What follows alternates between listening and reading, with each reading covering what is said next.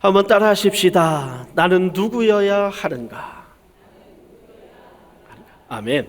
오늘 본문 말씀을 우리 한번 다시 한번 읽어보기를 원합니다. 제가 물을 한 잔 마시는 동안에 여러분들께서 아주 낭낭한 목소리로 9절부터 11절까지 한번 소리를 잘 맞춰서 읽어보시기 바라겠습니다. 자, 시작.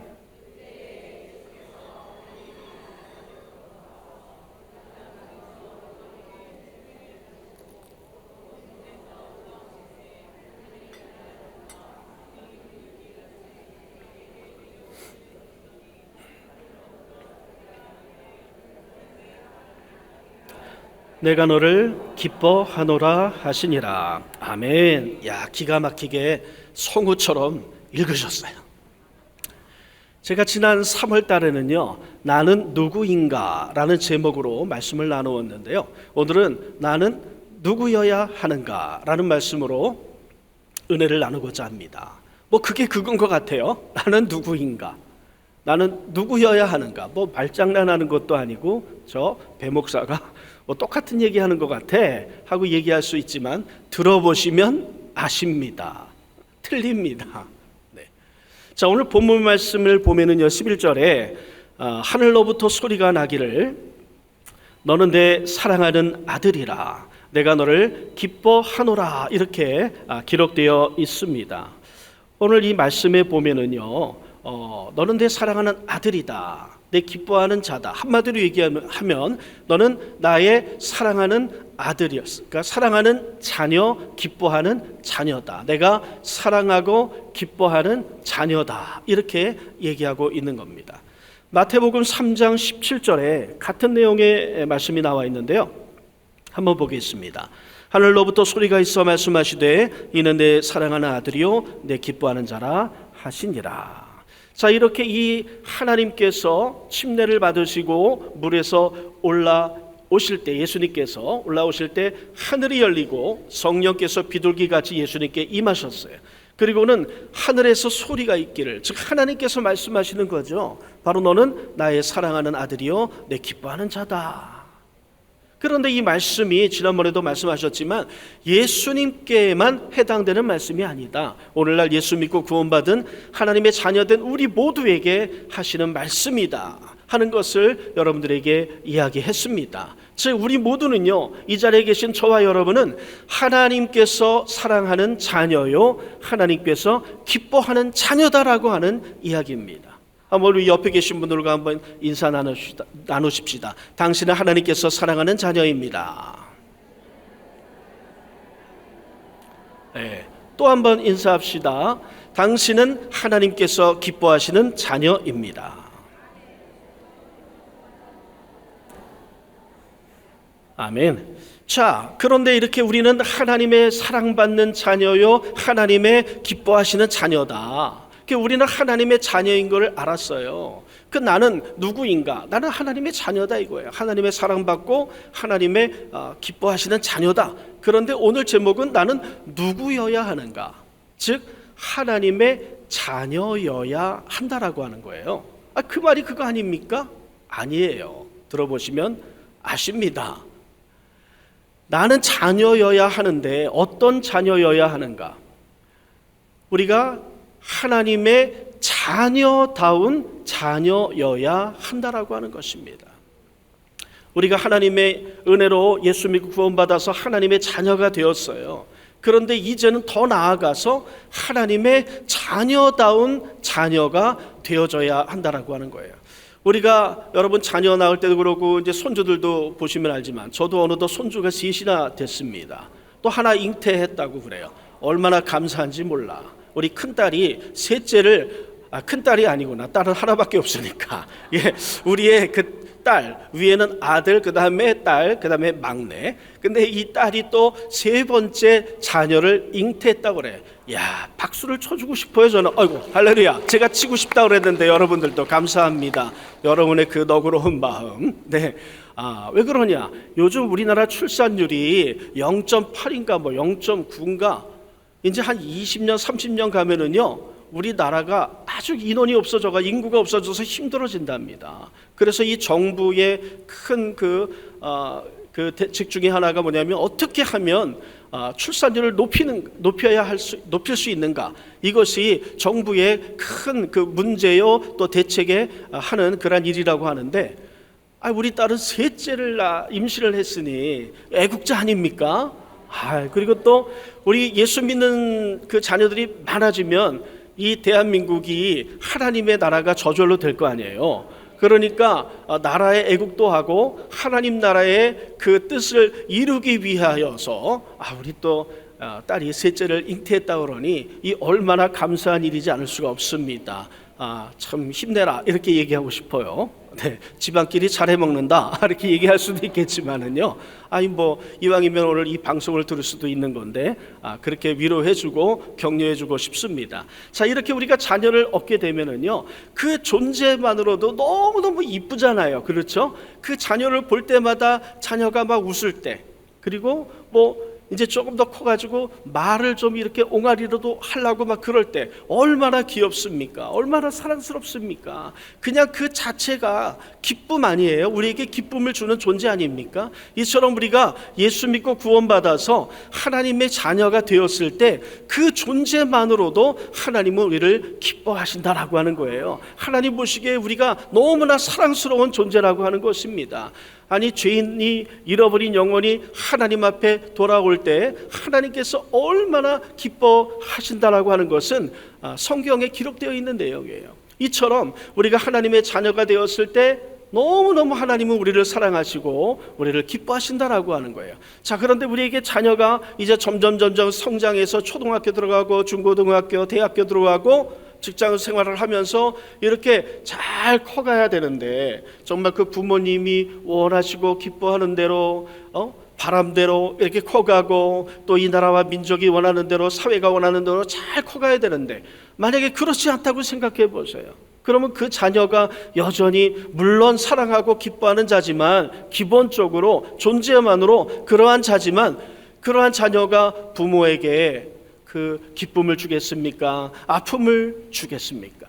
고통을 주는 거 아니겠어요? 그래서 우리의 자녀들이 정말 부모 보기에 아름답게 성장하여 나갈 때, 부모가 원하는 대로, 바라는 대로, 부모가 뜻하는 대로 잘 성장해 나가는 것을 볼 때, 존재뿐만이 아니라 그 존재로 인하여서 부모가 정말 기쁨을 얻게 되고 더욱더 그 자녀가 사랑스러워지는 거 아니겠습니까? 마찬가지로 예수 믿고 구원받아서 하나님의 자녀가 된 우리는 그 태생부터가 하나님께 사랑을 받고 또 하나님께 기쁨을 받는 존재가 됨으로 시작을 했지만, 이제는 우리가 점점 성장하고 주 안에서 자라나면 자라날수록 우리는 자녀다운 자녀가 되어야 정말 하나님께 사랑받고 하나님의 기쁨이 되는 자녀가 되어지는 것이다. 이제는 그 존재를 떠나서 정말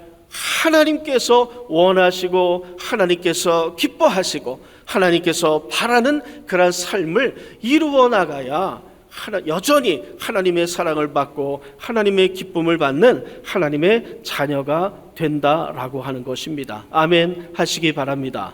네, 자, 모두 다 동의하는 그러한 내용이지요. 자, 예를 들어서 한 거지가 있는데, 이 거지를 너무 참 가여워서 불쌍해서 그 동네에 아주 부잣집에서 이 거지를 데려다가 양자로 삼았다고 생각하십시다.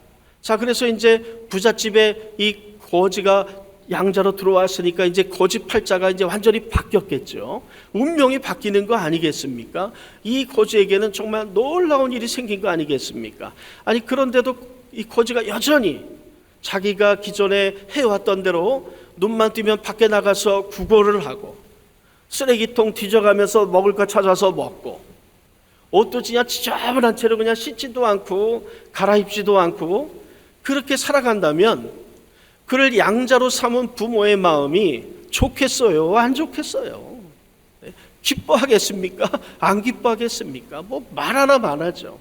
이 거지가 이제 그 부잣집에 또 성품이 아주 고결한 그런 양부모를 모시고 살아가게 되었다면, 이제 그 집안의 가풍에 맞게 살아가야 되는 거 아니겠습니까?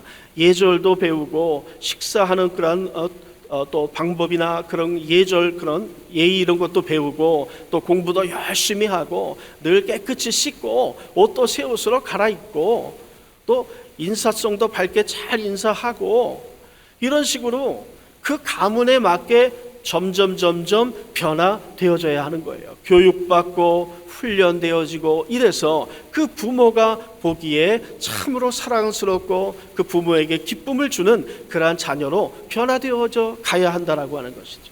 이처럼 우리도 이렇게 하나님의 자녀가 되었으면 그 이후에는요, 그 이후의 순간순간에 점점 우리가 성장하며 자라나갈 때 우리의 나이만 먹고 우리의 몸만 자라고 그러는 것이 아니라 세상의 지식만 커가고 세상의 경험만 커가고 그러는 것이 아니라 하나님으로부터 교육받고 훈련되어져서 하나님의 자녀다운 자녀로서의 삶을 살아가야 한다라고 하는 것입니다.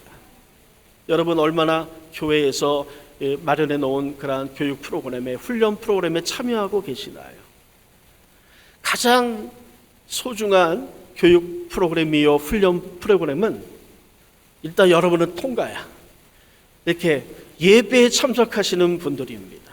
교회에서 베풀어주는 잔치상인 이 예배에 여러분들이 적극적으로 참여해서 물론 예배란 하나님께 드려지는 거지만 그와 동시에 내가 하나님 앞에 교육되어지고 훈련되어지는 것이 바로 이 예배입니다.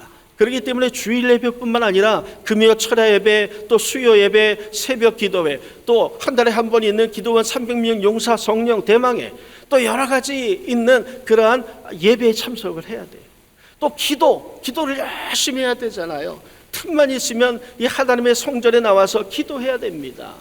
나의 성전은 만민이 기도하는 집이다. 이렇게 예수님이 말한 것처럼 교회에 오시면 무엇보다도 기도에 주력을 해야 되는 거 아니겠습니까? 우리 화요일서부터 금요일 날까지 있는 성령 충만 기도회에도 이렇게 나오셔서 열심히 막 기도해야 되는 거예요. 이렇게 우리가 예배와 기도에 교육되어지고 훈련되어져야 됩니다. 또 우리가 성경학교, 성경대학, 재직훈련학교, 나는 그거 벌써 이미 20년 전에 다 했습니다. 그러면 잊어먹을 만하네요. 또다시 접수해서 새롭게 또 한번 들어보셔요. 20년 전에는 우리들이 있지도 않았어. 여기 있는 부교육자들이 있지도 않았어. 그러니까 새로운 부교육자들을 통해서 또 새로운 교육을 받아봄직하지 않겠습니까? 그리고 또 시간이 지나서 잊을만 하면 또 새롭게 한번 가입을 해가지고요 다시 교육을 받는 거예요. 여러분 교육 중에 가장 훌륭한 교육은요 반복입니다. 반복. 이것보다 좋은 교육이 없어요. 나의 생각, 나의 마음이 하나님의 말씀으로 완전히 그냥 자리 잡고 나의 생각을 대신해서 하나님의 생각이 들어오게끔, 그래서 내 생각은 다 지나가고 하나님의 생각이 들어와 갈아치워지도록 나를 가만히 놔두는 것이 아니라 계속해서 교육하고 계속해서 훈련해야 우리가 정말 하나님의 자녀다운 자녀로서 살아갈 길이 열려지게 되는 거예요. 여러분 오늘 이 시간 이후로부터 성경학교, 성경대학, 재직훈련학교에 신청이 넘쳐나기를 바랍니다. 줄 서서 기다리는 일이 우리 여의도 순복음 안산교회에 나타나기를 주님의 이름으로 축복합니다. 또 이 주일 예배, 수요 예배, 또 금요 철야 예배뿐만 아니라 각종 여러 가지 공예배에 정말 미어지도록 우리 가족들 손도 같이 이렇게 붙잡고 와서 함께 드리는 일이 일어나기를 주님의 이름으로 축원합니다. 바로 이러한 자녀가 되어져야 된단 말이에요. 여전히 하나님의 자녀가 되었지만 이 거지처럼 변하지 않는 삶으로 옛 모습 그대로, 옛사람 그대로 살아간다서야 어찌 하나님께서 그 사람을 하나님의 자녀이지만 예수님의 십자가로 낳은 자녀이지만 그렇게 아픔을 통해서 낳게 된 자녀이지만 어찌 여전히 그 자녀를 사랑하고 여전히 그 자녀를 기뻐할 수 있겠습니까? 하나님 앞에 사랑과 기쁨을 드리는 그런 자녀가 되겠습니까? 아픔과 고통을 주는 자녀 되는 거 아니겠습니까? 우리는 이제 결단하고 변화되어야 됩니다. 하나님의 자녀다운 자녀로 살아가야 되겠다. 이렇게 변화되어야 하는 것입니다. 제가 날마다 우리 상록교구 전체 카톡에다가 올려드리는 간증이 있어요. 하루에 3번씩 올려드리는데 그 순복음 가족신문에 이렇게 매주마다 이렇게 나오는 그 순복음 가족신문에 게재되는 그런 간증이에요. 제가 읽어보니까 너무 귀하더라고요. 야, 이거 혼자 읽기 너무 아깝다. 그래서 하루에 한 번씩 올려드렸는데 언제 이거를 다 올리냐. 2006년도서부터 이렇게 간증이 올라와 있더라고요. 약 20년 전 거. 그래서 야, 그거 하나라도 놓칠 수 없다. 그래가지고 2006년도서부터 그 순복음 가족신문에 올라와 있는 그 기사를 쭉 올리기 시작했어. 오늘 520 몇 회가 이렇게 됐더라고요. 올린 지가. 근데 그거를 중간에 하나씩 올리니까 어느 세월에 이거를 20년치를 다 올리나. 어느 세월에 20년치를 우리 교구 성도들로 하여금 다 이거를 읽을 수 있게 할는가. 그래가지고 마음이 조급해져 갖고요. 이제는 오전, 오후, 저녁 하루에 3번씩 올려야겠다. 그래가지고 하루에 3번씩 올리고 있어요. 오늘 아침에 올렸던 기사를 제가 한번 여러분에게 나누어 드리기를 원합니다. 47회 외무고시에 합격한 그런 한 청년 박사무엘 성도의 간증이에요. 생각, 꿈, 믿음, 말 통해 외교관 됐어요 라는 그러한 간증의 내용입니다. 자, 이 사람은 3차례에 걸쳐서 시험을 보는 동안에 낙방을 했어요. 그러면서도 낙심하지 않냐고 계속 기도를 쉬지 않았다고 합니다. 0.2점 차이로 몇 차례 2차 시험에 떨어질 때도 주님께 오히려 감사 기도를 드렸다고 해요. 자, 이분은 그 외무고시를 준비하면서 늘 조영기 목사님의 4차원의 영성을 적용하면서 그렇게 준비를 했다고 해요. 외교관이 된 미래의 내 모습을 생각하고 믿고 꿈꾸고 입으로 시인했다. 그리고 올해 바라봄의 법칙을 통해 외교관의 꿈을 꾸었던 내 기도를 하나님이 마침내 응답해 주셨다. 이제 외무고시에 합격하게 된 거죠. 그러면서 이야기하기를 내가 외교관의 꿈을 꾸게 된 것은 고등학교 때였다. 분쟁과 가난 속에 살아야 하는 여러 나라들이 있는데 그들에게 더 나은 생활 환경을 만들어주고 싶다는 생각이 들었다. 그래서 가난한 이들에게 한국이 어려움을 극복하고 성장한 비결 등을 전하며 희망을 갖도록 돕는 외교관, 분쟁 중재 전문가가 되고 싶다는 꿈을 품게 되었다라고 하는 거예요. 고등학교 때 이러한 소원이 마음 가운데 생겼다라고 하는 거죠. 자, 그래서 대학에 입학하자마자 이분은 또 고등학교 교사로 활동하기 시작했는데 궁금하잖아요. 어느 대학교 갔는가. 자, 꿈이 생기자 목표가 뚜렷해졌고 그리고 나에게 주어진 시간을 허투루 사용해서는 안 된다고 생각했다. 사실 나는 중학교 2학년 때까지 공부를 잘하는 아이가 아니었다. 그 전까지 책 한 권도 제대로 읽지 않았던 평범한 아이였다. 그런데 중학교 2학년 때 아버지가 하시던 사업이 기울면서 가정 형편이 어려워졌다. 어린 나이에 삶의 돌파구가 보이지 않는 느낌이 들었다. 그때 나는 중등부 수련회에 참석했다가 하나님을 만났다. 전에도 주일 성수는 열심히 했지만 하나님이 살아계심을 체험한 것은 그때였다. 하나님을 만난 후 나는 공부의 중요성을 깊이 깨닫게 됐다. 여러분의 자녀들이 이렇게 하나님을 만나는 것이 얼마나 그 인생에서 중요한 일인지 우리가 알 수 있어요. 여러분 주일학교, 교회학교에 여러분의 자녀들, 손주들을 적극적으로 보내시기 바랍니다. 수로대에도 열심히 참석하도록 독려해 주시기 바랍니다. 그때 나는 중등부 수련회에 참석했다가 하나님을 만나게 되었는데 그 이후로 학원을 가거나 과외를 받을 만한 형편이 못 돼서 스스로 학원 원장님을 찾아간다거나 입시 설명회를 찾아다니며 공부를 시작했다.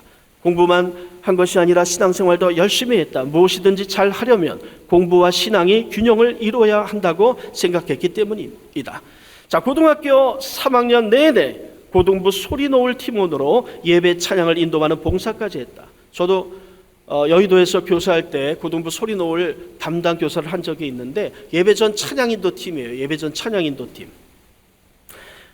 토요일 수업이 끝나면 곧장 교회에 와서 늦은 밤까지, 그리고 주일에는 오전 6시 30분까지 고3이 교회에 와서 예배를 드리며 봉사를 임했다. 고등부 소리노을 팀은 강도 높은 신앙훈련을 하기로 유명하다. 주일 아침에 교회에 오면 40분간 기도하고 성경 공부하고 예배를 3회 이상 드렸다. 온전히 모든 시간을 주님을 위해 드렸다. 토요일과 주일 봉사로 나의 신앙은 크게 성장했다. 그리고 월요일서부터 금요일까지는 집중적으로 공부에 임했다라고 하는 것입니다. 짜투리 시간을 활용하는 등 시간관리법도 체계적으로 배울 수 있었다. 그 결과 하나님의 은혜 안에서 서울대학교에 입학을 하게 되었다라고 하는 것입니다. 자, 이제 대학교 들어가서도 봉사를 끊지 않았어요. 자기가 봉사했던 동안에 봉사했던 이 소리노을의 지도교사로 4년간 봉사하면서 아이들의 공부를 지도하는 그 모임을 이끌었대요. 그 모임 이름이 공남모예요. 공남모. 한번 따라합시다. 공남모. 예. 공부해서 남 주는 모임. 너무 멋지잖아. 여러분 왜 돈 버실까요? 돈 벌어서 남 주자. 아멘이 안 나오시네. 돈 벌어서 혼자 쓰시려고 그러나? 공부해서 남 주자. 공부해서 남 주자처럼 돈 벌어서 남 주자. 이게 하나님의 뜻 아닙니까? 여러분 건강해서 남 주자. 나의 건강을 남을 위해서 살자. 내가 번 돈으로 남을 위해서 살자. 열심히 공부해서 지식을 쌓아서 남을 주자. 남을 위해서 살자라고 하는 거 아니겠습니까? 너무나 훌륭한 것 같아요. 자, 이 청년의 계속되는 꿈이 이래요. 나는 사람을 낚는 외교관이 되고 싶다. 앞으로 대한민국의 외교관이자 하나님 나라의 외교관으로 어느 곳이든 부름받은 곳에서 하나님을 전하며 이웃을 생각하는 양보의 삶을 실천하는 크리스천이 되겠다. 사람 낚는 외교관. 야, 멋지다. 우리도 주께서 말씀하시기를 제자들에게만 그런 것이 아니라 우리로 사람 낚는 어부가 되게 하여 주신 줄로 믿습니다. 왜 돈을 법니까? 사람 낚기 위해서, 다른 사람을 위해서, 후원하기 위해서. 왜 건강해야 되나요? 사람 낚기 위해서, 전도하기 위해서, 그를 하나님께로 이끌기 위해서. 왜 배워야 되고 왜 열심히 공부해야 하나요? 사람 낚기 위해서, 그를 전도해서 하나님께로 이끌기 위해서. 우리의 모든 목적과 우리의 꿈과 비전이 이 사람 낚는 데에 맞추어져 있어야 하나님께서 기뻐하시는 하나님의 자녀가 될 줄로 믿습니다. 이렇게 하나님의 자녀다운 자녀가 되기 위해서는요, 우리가 잘 돼야 돼요. 정말 영혼이 잘됨 같이 범사가 잘되고 강건케 하기 위해서 예수님께서 십자가에서 희생하셨지 않습니까? 그 예수님의 은혜를 우리의 삶 가운데 담아서 펼쳐내기 위해서 또한 하나님의 성령께서 우리 조용기 목사님을 통해서 우리 순복음 교인들에게는 보너스로 주신 게 있지 않습니까? 4차원의 영성, 이 네 가지 요소. 하나님께서 말씀하시기를 잠언서에 보면 무릇 지킬 만한 것보다도 내 마음을 지키라. 이에서 생명의 기원이 근원이 남이니라 그랬잖아요. 여러분, 마음이 생명의 근원일까요? 아니면 그 마음 안에 있는 그 어떤 것이 생명의 근원일까요? 저는 오래전에는 그 마음 자체가 생명의 근원인 줄 알았어. 그냥 마음. 그런데 그 마음 안에 무엇가 들었는데 세상 쓰레기 같은 것들이 세상을 담고 사는 그런 마음도 있을 수 있잖아요. 그런데 그 마음이 과연 생명의 근원이 될 수 있을까요? 아니라고 하는 거죠. 그 마음 안에 무엇을 담고 있느냐가 그 사람의 생명을 좌지우지하게 되는 거예요. 풍성한 생명으로 이끌 수도 있고 원수마귀 사다리의 세력이 원하는 그러한 멸망하는 그런 생명으로 이끌어갈 수도 있다라고 하는 거예요. 우리 마음에 무엇이 있느냐가 그렇게 소중하다. 우리 마음 안에 무엇을 담아야 되느냐? 생명의 근원을 담아야 된다라고 하는 거예요. 그럼 그 생명의 근원이 무엇입니까? 바로 예수 그리스도이신 줄로 믿습니다. 우리 안에 생명의 근원, 우리에게 영원한 생명, 풍성한 생명을 가져다 주시는 영원한 생명의 근원이신 예수 그리스도, 그 예수 그리스도가 우리 안에 담겨져 있어야 그 마음이 소중한 마음 아니겠습니까? 그 마음이 이 생명의 근원을 담고 있기 때문에 그 마음을 지켜야 되는 거 아니겠습니까? 우리 안에 있는 예수 그리스도를 도둑맞지 않기 위하여서, 예수 그리스도에 대한 믿음을 도둑맞지 않기 위하여서 그 마음을 지키라는 그런 뜻 아닙니까? 자, 그런데 예수님께서 우리 안에 마음에 들어오셔서 어떤 일을 하고 계십니까? 요한복음 1장에 보면 하나님께서 이 기록하시기를 예수님을 어떠한 분으로 묘사하고 있나요? 말씀이시다 이렇게 얘기하고 있지 않습니까? 예수님은요, 말씀하시는 하나님으로 이 땅에 오셨어요.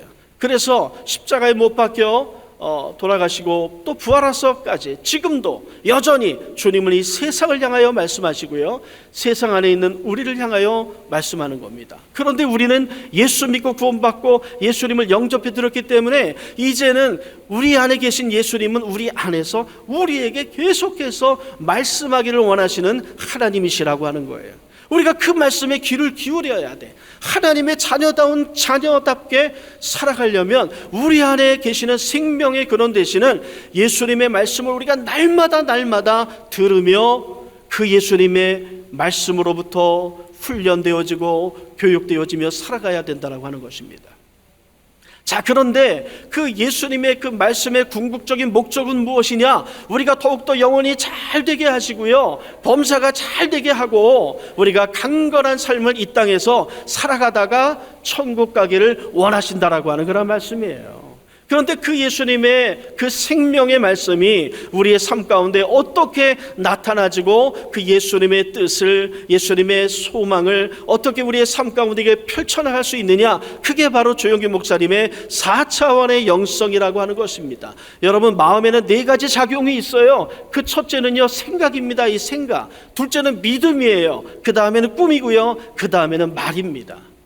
이게 마음의 작용으로 생각이 나타나고 믿음으로 나타나고 꿈으로 나타나고 말로 나타나는 거 아닙니까? 마음에 가득한 것이 입으로 나타난다고 했잖아요. 그러니까 우리 안에, 우리 마음 가운데 예수님의 말씀으로 충만하면 그 예수님의 말씀이 우리의 생각으로 나타나줘야 되는 거예요. 예수님의 말씀이 우리의 믿음으로 나타나야 되고, 예수님의 말씀이 우리의 꿈으로 나타나야 되고, 예수님의 말씀이 우리의 말로 나타나야 된다라고 하는 거예요. 그래야 주님께서 원하시는 영혼이 잘 되고 범사가 잘 되고 강건한 삶을 살아가는 일이 우리의 삶 가운데 이루어질 수가 있다라고 하는 것입니다. 그렇기 때문에 여러분요, 생각을 그냥 하지 마시고요, 이제 이후로는 하나님의 말씀, 예수님의 말씀에 입각한 생각만 할 수 있도록 그렇게 노력하셔야 돼. 그렇게 교육받고 훈련되어져야 돼요.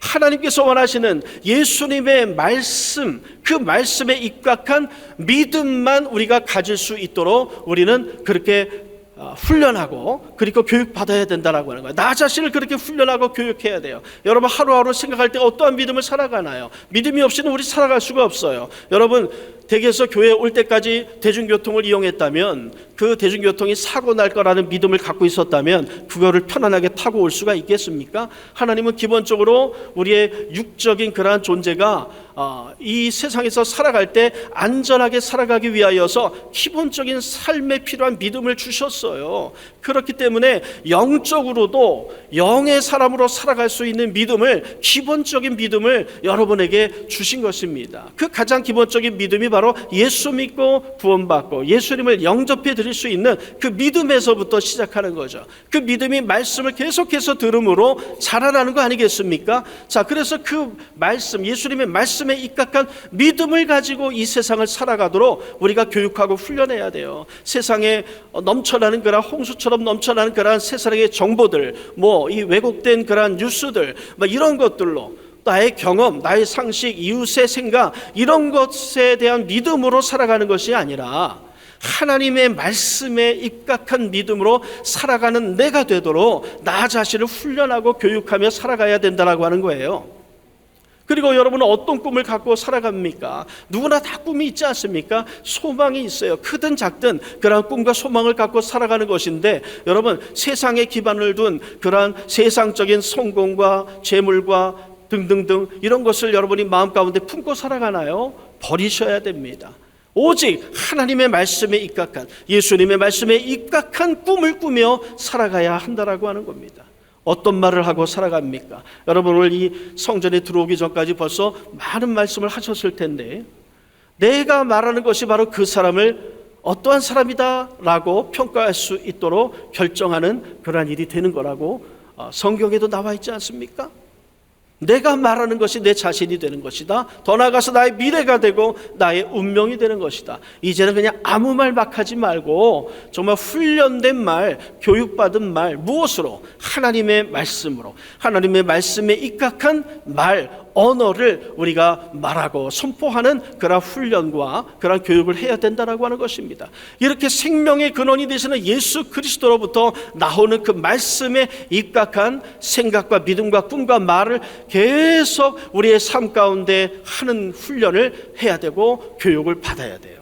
여러분, 이 첫 단추 4차원의 영성의 첫 단추는 저는 생각이라고 봅니다. 모든 것은 생각에서 시작이 돼요. 결정체는 뭔지 압니까? 말입니다. 여러분, 아무리 생각과 믿음과 꿈이 있다 하더라도요, 자신이 없으면 말 못합니다. 내가 이거 말하면 아이고 나를 흉보고 나를 조롱하고 그러면 어떡해? 안 이루어지면 어떡해? 자신 없으면 말할 수 없어요. 믿음이 없다면 말할 수 없는 거예요. 말할 수 없는 꿈은 진정한 꿈이 아닙니다. 말할 수 없는 그 믿음은 진정한 믿음이 아니에요. 말할 수 없는 생각은요, 진정한 생각이 아니에요. 그렇기 때문에 우리 주님의 말씀에 입각하여서 변하지 아니하는 주님의 말씀에 입각한 생각으로부터 시작하고 그 생각이 계속 반복되어져서 믿음이 생기는 거 아닙니까? 믿음이 있으면 꿈이 생기게 되어지는 거예요. 그리고 그 꿈이 이루어질 거라고 담대하게 말하고 선포할 수 있는 거 아니겠어요? 여러분, 이거를 삶 가운데 실천해 나가야 돼요. 나는 건강하다, 나는 부유하다, 나는 형통한 삶을 살아간다. 하나님이 계획해 놓으신 하나님의 말씀에 입각한 이러한 생각과 또 이러한 믿음과 이러한 꿈과 이러한 말을 펼쳐 나가야지. 그렇지 않고서 영원히 잘 되기를, 여러분 더욱더 잘 되기를 바라십니까? 그렇지 않고서 범사가 더욱더 잘 되기를 원하나요? 그러지 않고서 건강하게 되어지기를 원합니까? 하나님께서 우리에게 주신 이 생명의 근원인 마음의 작용, 이 4차원의 영성을 적극적으로 활용할 때 우리는 하나님께서 십자가를 통하여 설계해 놓으신 대로 영혼이 더욱더 잘 되고 범사가 더욱더 잘 되고 더욱더 강건하여 하나님 앞에 영광 올려드리는 복된 삶을 살아가게 될 줄로 믿습니다. 하나님께서 천지를 창조하실 때 말씀하셨던 것처럼 심히 보기에 좋았다 이렇게 말한 것처럼 너희를 보니까, 내 자녀된 너희가 살아가는 걸 보니까 정말 심히 내가 보기에 좋구나, 정말 심히 사랑스럽구나, 정말 심히 나의 기쁨이 되어지는구나, 이런 말씀을 하나님으로부터 들으며 살아갈 수 있도록 우리 자신이 변화되어져야 한다라고 하는 것입니다. 이렇게 할 때 우리는 자녀다운 자녀를 의 삶으로 우리가 살아갈 수 있게 되어지는 거예요. 자, 이 자녀다운 자녀는 또 어떻게 살아갈까요? 하나님의 사명을 이루기 위하여 살아가는 삶이 자녀다운 자녀로서의 삶이 되어지는 겁니다. 나는 누구여야 하는가? 사명자가 되어야 한다라고 하는 것입니다. 마가복음 1장 9절 말씀을 한번 보면은요, 그때 예수께서 갈릴리 나사렛으로부터 와서 요단강에서 요한에게 침례를 받으시고, 자, 예수님께서 침례를 받으셨어요.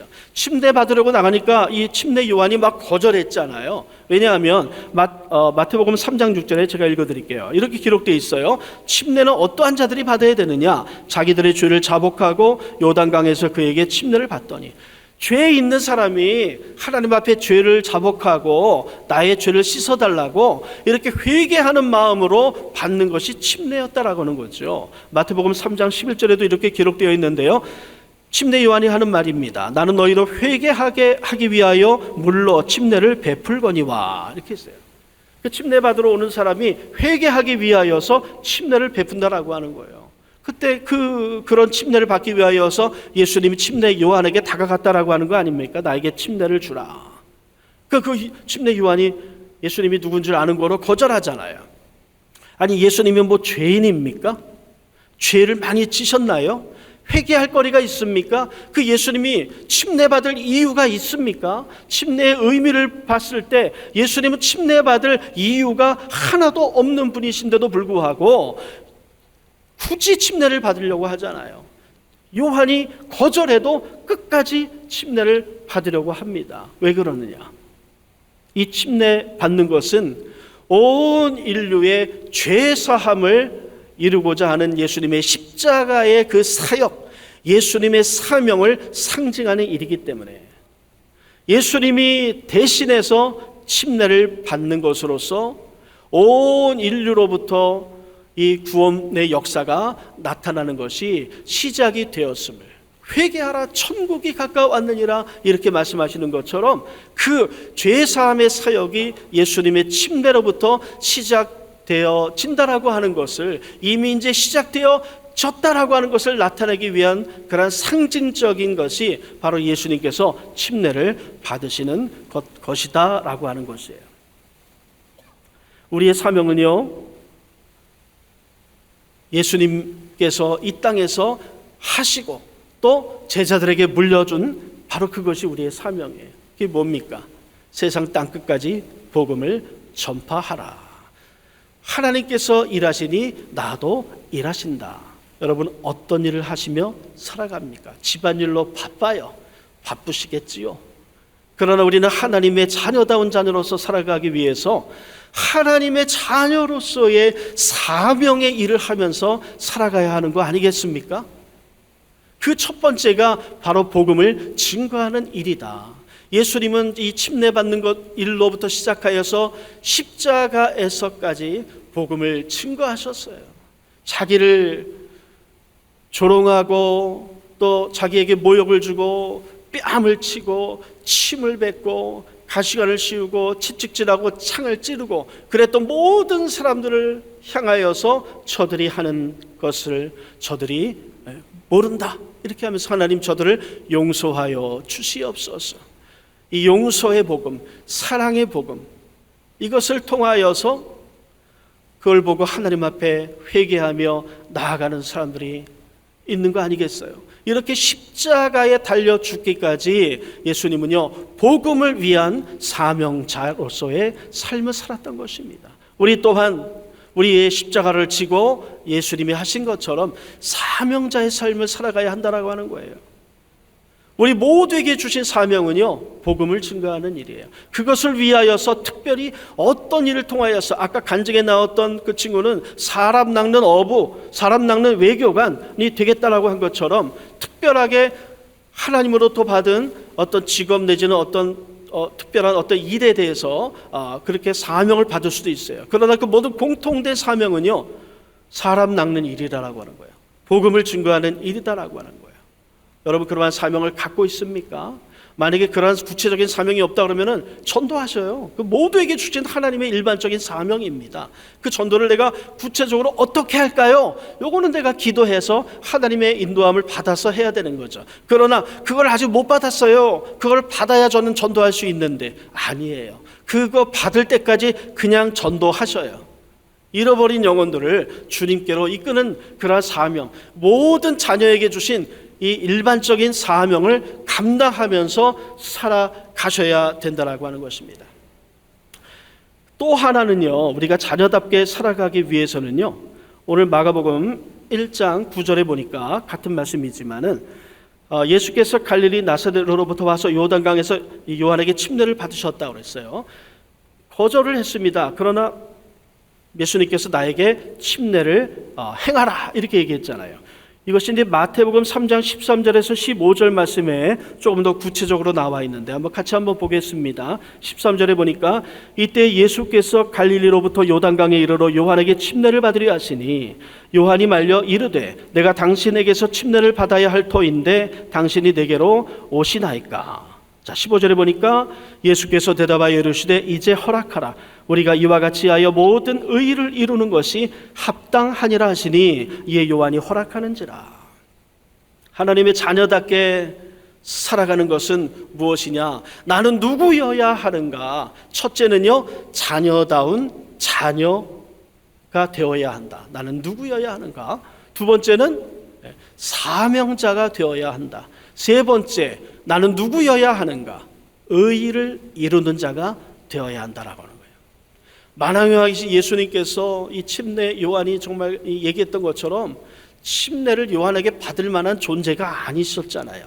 침례 자체를 받을 그런 분도 아니셨지만 요한과 같은 그런 부족한 자에게 어떻게 그 나라의 왕이 침례를 해도 모자랄 판인데 이 온 세계 이 만왕의 왕이신 예수님께서 어떻게 침례를 요한에게 받을 수가 있겠어요? 그러나 하나님께서 주신 그 사명을 생각하면서 하나님의 의를 이루기 위하여 그렇게 낮아지고 겸손하셔서 이게 침례를 받게 되었다라고 하는 거예요. 우리가 사명을 위하여서 열심히 일하잖아요. 밖에서도 일하고 교회 안에서도 열심히 일하고 봉사하고, 그럴 때 우리가 정말 주의해야 할 게 있다라고 하는 거예요. 하나님의 의를 이루어야 되는데 그렇지 못하는 일이 생길 수가 있다라고 하는 거예요. 하나님의 의를 나타내는 것이 아니라 나의 의를 나타냄으로 인하여서 서로 그냥 나의 의를 나타내려고 하다가 서로 상처되고 부딪히고 다투게 되고, 나의 의를 나타내지 못하는 사람은 나의 의를 나타내는 사람에 의해서 시험 들고, 그러다가 한두 번 예배 안 나오게 되고 나 그 사람 때문에 참 교회 나가기가 꺼려져. 그 사람이 2부 예배 드리면 난 3부 예배 드려야지. 이러다가 결국은 저 교회 함께 다니기 힘들어. 옆에 있는 다른 교회 가야지. 이렇게, 아니면은 아예 나 그냥 혼자 신앙생활을 할란다. 이렇게 하게끔 만들거나, 그러면 그 사명을 이루고자 하는 그 헌신, 그 수고, 그 봉사가 다 무엇입니까? 사명을 이루고자 하는 사람이 한 영혼이라도 주님께로 이끌고자 하는데 목적이 있는데 그 귀한 영혼 한 사람을 잃어버리게 되는 것인데, 내가 열심히 봉사하고 열심히 헌신하고 열심히 사명을 위해서 일하다가 내 지체한 사람 잃어버리게 되면 더 이상 얘기 안 해도 되잖아요. 성경이 뭐라고 말하는지 그런 사람들에게.